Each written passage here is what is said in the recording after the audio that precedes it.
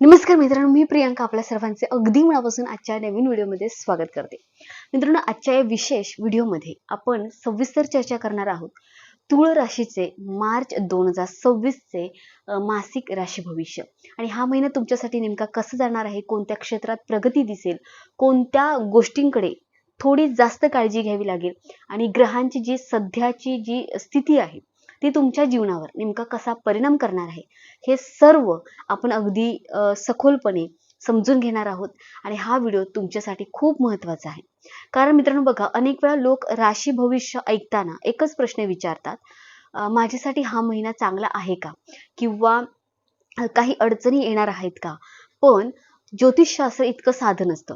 प्रत्येक गोष्टीमागे ग्रहांची अचूक स्थिती असते, त्यांचे भाव आहेत, त्यांचे गोचर, त्यांच्या दृष्टी, त्यांच्यात तयार होणारे योग, या सर्वांचा मोठा प्रभाव आहे तो असतो.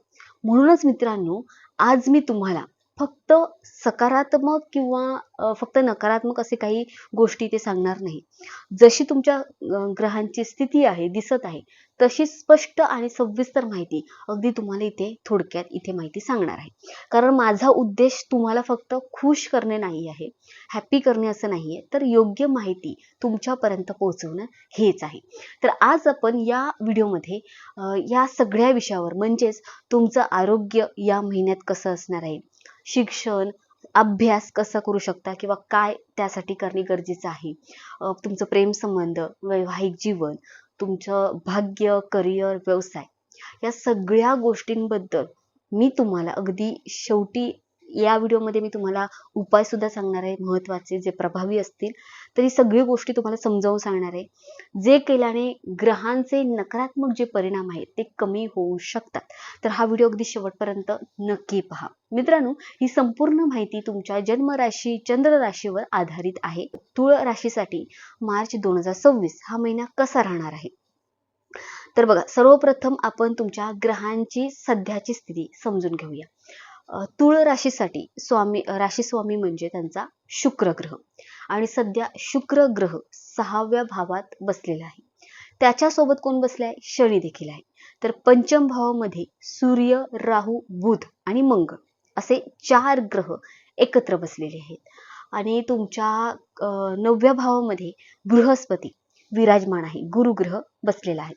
11व्या भावामध्ये केतू बसलेला आहे. ओके, आता हे सगळे मी तुम्हाला ग्रह कुठे बसलेले ते सांगते. पण मित्रांनो, पंचम भावामध्ये 4 ग्रहांची युती येत आहे. ही अत्यंत महत्वाची ग्रहस्थिती आहे. कारण पंचम भाव हा शिक्षण, बुद्धिमत्ता, संतान, प्रेम संबंध, मानसिक स्थिती यांच्याशी संबंधित असतो. ओके, यावरच तुम्हाला सगळ्या गोष्टी आता समजणार आहेत पुढे. आता आपण एक एक विषय आपण इथे सविस्तर पाहून घेऊया. तर सर्वप्रथम बोलूया तुमच्या आरोग्याबद्दल. या महिन्यात तुमचं आरोग्य कसं असेल ते मी सांगते.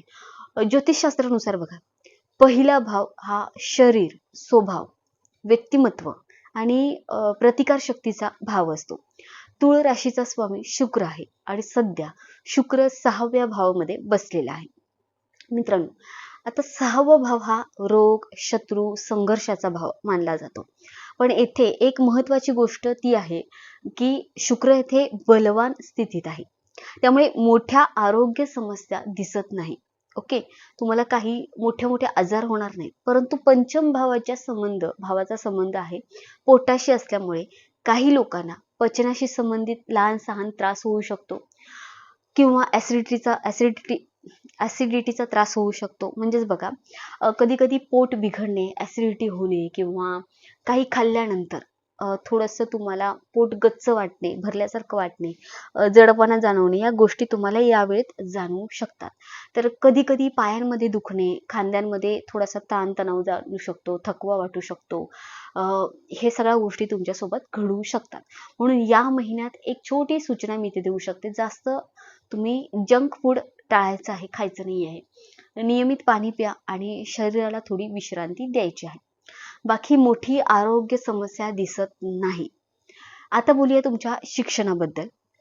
मित्रांनो, पंचम भाव हा शिक्षणाचा भाव असतो आणि या भावामध्ये सूर्य आहे, राहू, बुध आणि मंगळ एकत्र बसलेले आहेत. ओके, आणि येथे काही विशेष योग तयार होत आहेत. हे एकत्र बसल्यामुळे तिथे विशेष योग तयार होते. सूर्य आणि राहू मिळून ग्रहण दोष तयार करतात. ओके, राहू आणि मंगळ मिळून अंगारक दोष तयार करतात. त्याचबरोबर राहू आणि बुध मिळून बुद्धी भ्रम योग तयार होतो. म्हणजेच काय, इथे एवढे सारे योग तयार होतात, याचाच परिणाम काय होतो ते मी तुम्हाला सांगते. या महिन्यात विद्यार्थ्यांचं मन अभ्यासात पूर्णपणे स्थिर राहणार नाही. कधी कधी मन भटकू शकते, लक्ष विचलित होऊ शकतं, लक्ष एक ठिकाणी लागू शकत नाही, अभ्यासात लक्ष राहणार नाही. काही वेळा असंही होऊ शकतं की तुम्ही अभ्यास करत आहात पण मन तुमचं दुसरीकडे जात आहे. ओके, तर या सगळ्या गोष्टी यामुळे होतात. राहूचा स्वभावच असा असतो, तो भ्रम आणि कन्फ्युजन निर्माण करतो.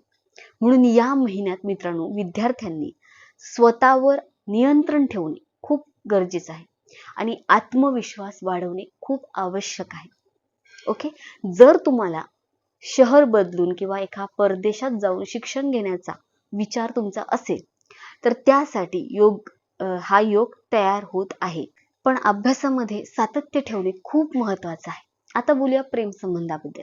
मित्रांनो, पंचम भाव हा प्रेम संबंधाचा देखील भाव आहे. ओके, आणि यामध्ये बघा, आता पंचम भाव मध्ये सूर्य आहे, राहू आहे, मंगळ या सगळ्या ग्रह असल्यामुळे प्रेम संबंधामध्ये कधी कधी अचानक तुमच्यामध्ये वाद होऊ शकतात किंवा गैरसमज निर्माण होऊ शकतात.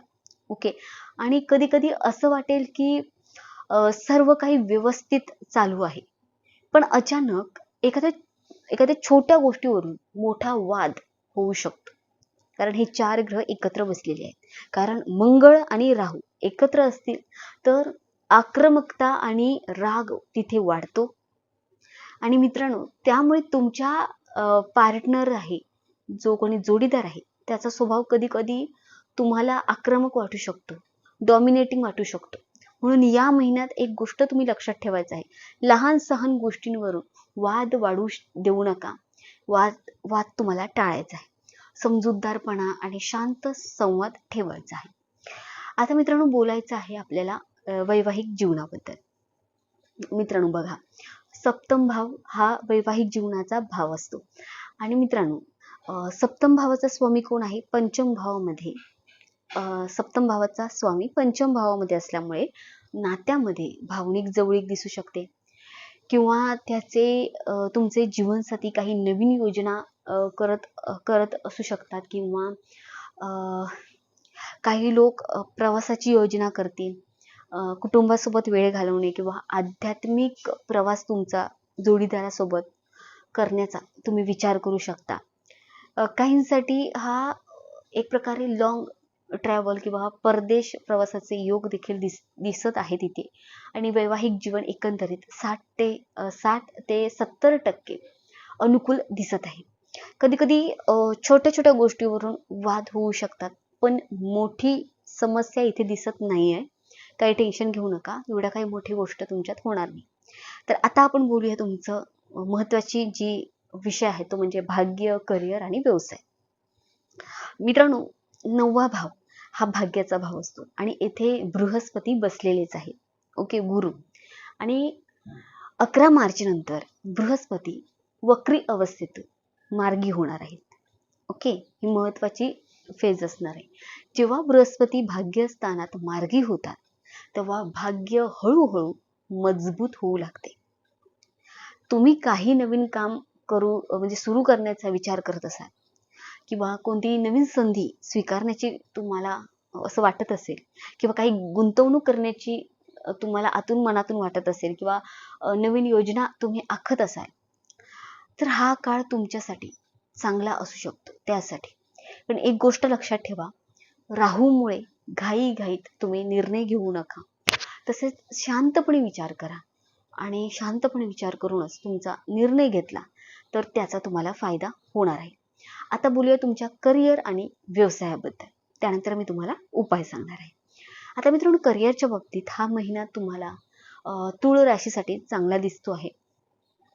12 ते 13 मार्च नंतर नोकरी मिळण्याची शक्यता दिसत आहे, योग चांगले जुळत आहे.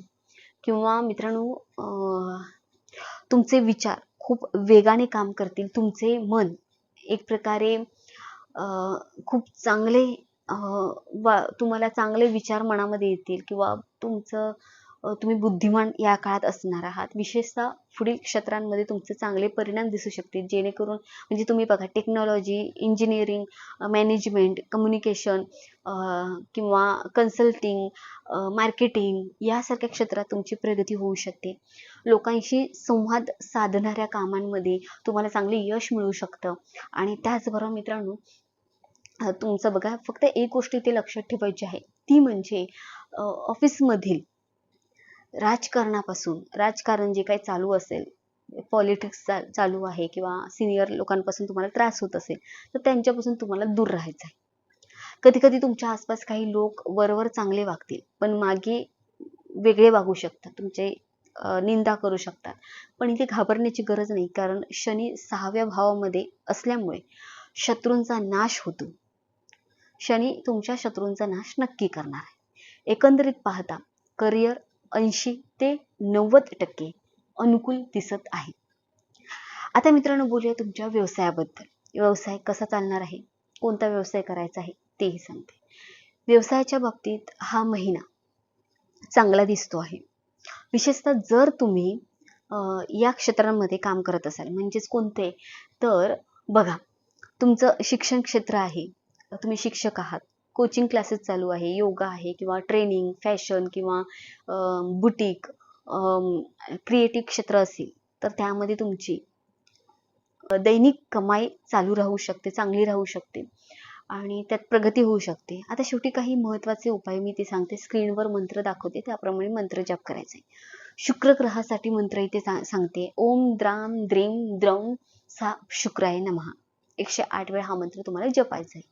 दररोज हनुमान चालीसा पठण करायचं आहे आणि त्याचबरोबर रोज गायत्री मंत्राचा जप करायचा आहे.